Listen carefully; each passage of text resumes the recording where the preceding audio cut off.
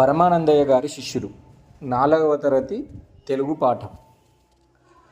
పరమానందయ్యకు 12 మంది శిష్యులు. ఒకరోజు ఆ శిష్యులందరూ పక్క ఊరికి పోవలసి వచ్చింది. తిరుగు ప్రయాణం అయ్యేసరికి చాలా చీకటి పడ్డది. ఆ ప్రయాణంలో ఒక వాగును దాటాల్సి వచ్చింది. శిష్యులందరికీ వాగును చూడగానే భయమైంది. ఎట్లా దాటాలి అని కాలుగాలిన పిల్లుల్లా అటూ ఇటూ తిరగసాగారు. వారిలో ఒక శిష్యుడు, రే, ఇప్పుడు రాత్రి అయింది కదా, వాగు దినమంతా ప్రవహించి అలసిపోయి ఉంటుంది, అది నిద్రపోయే సమయం, చూసి మనం దాటుదాం అన్నాడు. మరి వాగు నిద్రపోతున్నదో లేదో ఎట్లా తెలుస్తుందిరా అని ఇంకొక శిష్యుడు అన్నాడు. ఓహో, అదెంత పని, నేను చిటికెలో కనిపెడతా చూడు అని వాగు దగ్గరికి వెళ్ళాడు ఒక శిష్యుడు. పారుతున్న వాగు నిద్రపోతున్నదో లేదో ఆ శిష్యునికి తెలియలేదు. మండుతున్న కట్టెన ఒకదాన్ని తీసుకొని వాగులో ముంచాడు. సుయ్యమని చప్పుడు వచ్చి కట్టె ఆరిపోయింది. ఆ చప్పుడుకు వాడికి భయం వేసింది. వాగుకు ఏం పని మిగిలిందో ఏమో, నిద్రపోలేదు, తెలివితోనే ఉన్నది.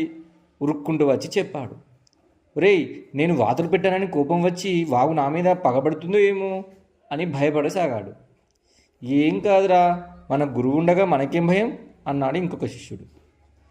మరి కొంతసేపు అయినాక వేరొక శిష్యుడు వాగు నిద్రపోతున్నదో లేదో చూసి వస్తానని వెళ్ళాడు. వాగును చూసి తిరిగి వచ్చాడు. ఒరే, వాగు నిద్రపోతున్నదిరా అన్నాడు ఉత్సాహంగా.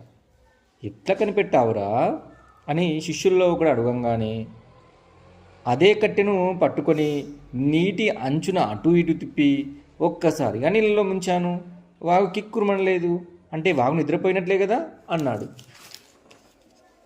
మరి మన అలికిడికి వాగుకు తెలివి వస్తే భయంగా అన్నాడు ఒకడు.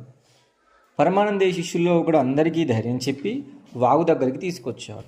వాళ్ళు వాగులోకి దిగబోతూ, అమ్మో, వాగులో మునిగిపోతామేమో అంటూ భయపడ్డారు. మనం ఒకరి చేయి ఒకరం పట్టుకొని వాగు దాటుదామన్నాడు ఒకడు. సరే అన్నారు. అందరూ కలిసి వాగును దాటారు. శిష్యుల్లో ఒకరికి అందరం వాగు దాటామా అన్న అనుమానం వచ్చింది. రేయ్, మీరంతా వరుసలో నిలబడండి, నేను లెక్క పెడతా అన్నాడు. అందరూ వరుసగా నిలబడ్డారు. 1, 2, 3, 11. ఒరేయ్, 11 మంది మేము ఉన్నాం, వాగు పగబట్టి ఒకరిని మింగేసింది రోయ్ అన్నాడు ఏడుపు గొంతుతో.